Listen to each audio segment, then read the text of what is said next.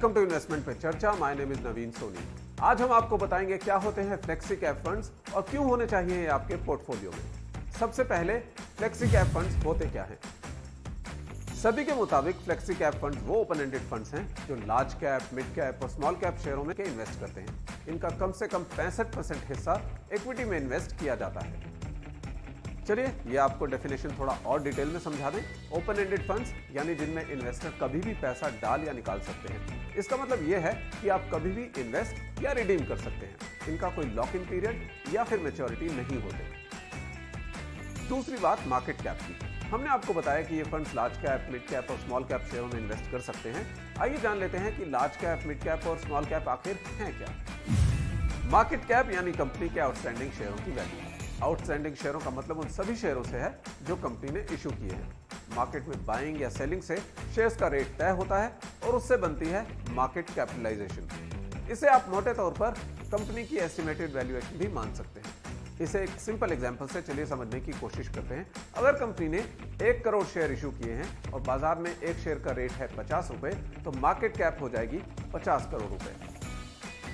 अब क्योंकि ये flexi cap funds large cap, mid cap या स्मॉल कैप कंपनियों के शेयरों में कहीं भी इन्वेस्ट कर सकते हैं, तो सवाल ये आता है कि लार्ज कैप, मिड कैप या स्मॉल कैप शेयर्स आखिर हैं क्या?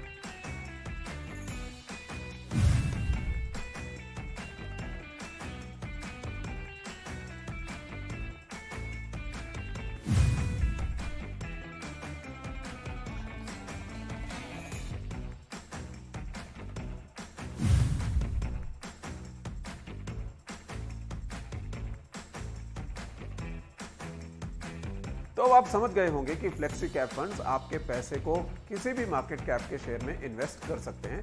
फंड मैनेजर कंपनी का ग्रोथ पोटेंशियल, हिस्टोरिकल परफॉर्मेंस और कंपनी या सेक्टर का रिस्क देखकर इन्वेस्ट करते हैं।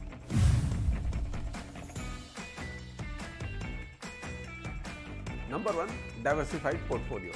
फ्लेक्सी कैप फंड्स में सब तरह के मार्केट कैपिटलाइजेशन के शेयरों में इन्वेस्ट करके पोर्टफोलियो बनाया जाता है, तो आपको मिलती है डाइवर्सिफिकेशन। इनमें आपको बाजार के हर तरह के शेयरों में इन्वेस्ट करने का मौका मिलता है। Number 2, market cycle benefit.